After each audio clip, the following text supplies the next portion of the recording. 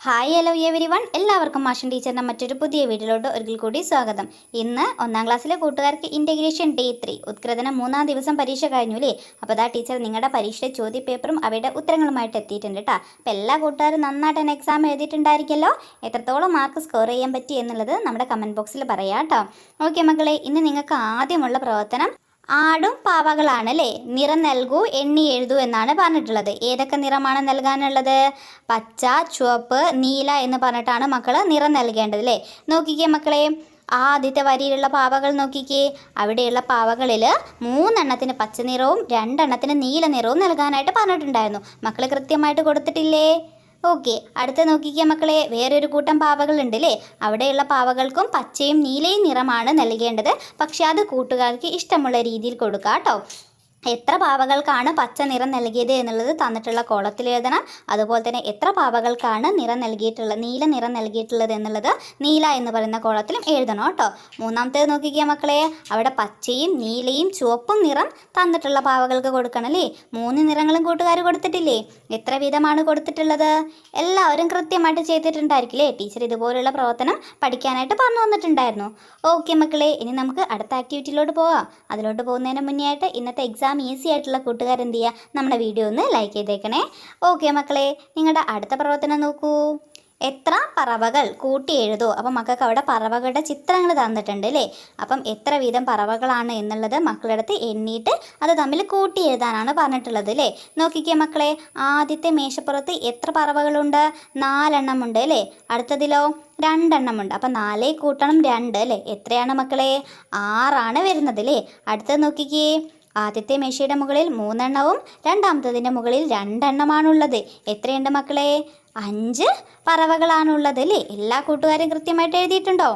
അവസാനം തന്നിട്ടുള്ള മേശ നോക്കിക്കേ, ആദ്യത്തേതിൽ 3 പറവകളും രണ്ടാമത്തേതിൽ ആകെ 1 പറവയെ മാത്രമേ ഉള്ളൂ. അപ്പോൾ ആകെ എത്ര പറവ ഉണ്ടായിരിക്കും മക്കളെ? 3ഉം ഒന്നുകൂടി ചേർന്നാൽ 4 പറവകളാണല്ലേ.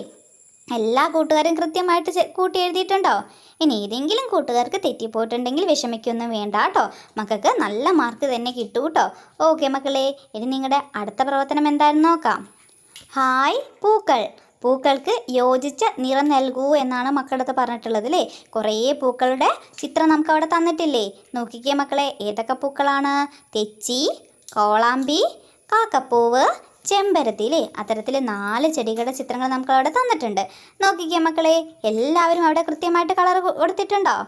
ആദ്യം തെച്ചി ഇല്ലേ. തെച്ചിക്ക് എന്ത് നിറമാണ് കൊടുത്തിട്ടുള്ളത്? ചുവപ്പ് നിറം നൽകിയോ? തെച്ചിയുടെ ഇലകൾക്കോ പച്ച നിറവും നൽകിയിട്ടുണ്ടായിരിക്കും അല്ലേ. അടുത്തത് ഏതാണ്?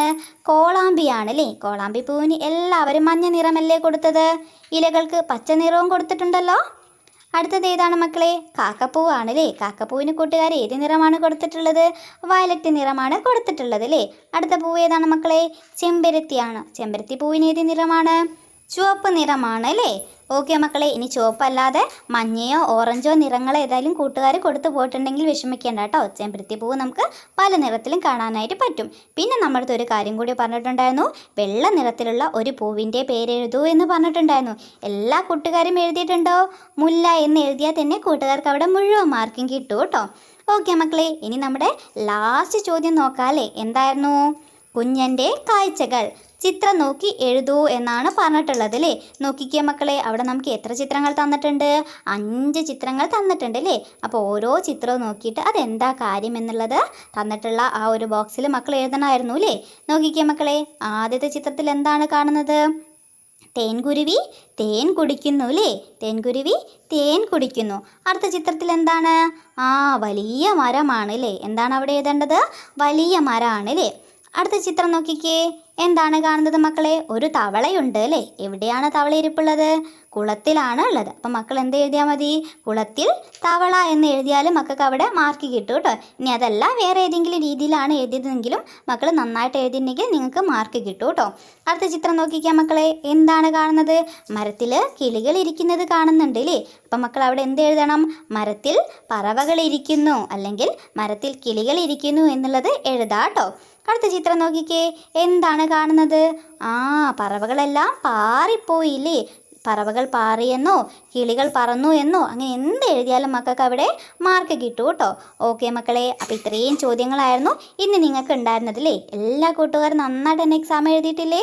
നല്ല മാർക്ക് എല്ലാ കൂട്ടുകാർക്കും കിട്ടും കേട്ടോ. ഓക്കെ മക്കളെ, അപ്പോൾ ഇന്നത്തെ വീഡിയോ ഇത്രയേ ഉള്ളൂ. വീഡിയോ യൂസ്ഫുൾ ആയിട്ടുണ്ടെങ്കിൽ തീർച്ചയായിട്ടും നമ്മുടെ വീഡിയോ ലൈക്ക് ചെയ്ത് ചാനൽ സബ്സ്ക്രൈബ് ചെയ്ത് സപ്പോർട്ടായിട്ട് മറക്കല്ലേ. മറ്റൊരു പുതിയ വീഡിയോയുമായിട്ട് നമുക്ക് വീണ്ടും കാണാം.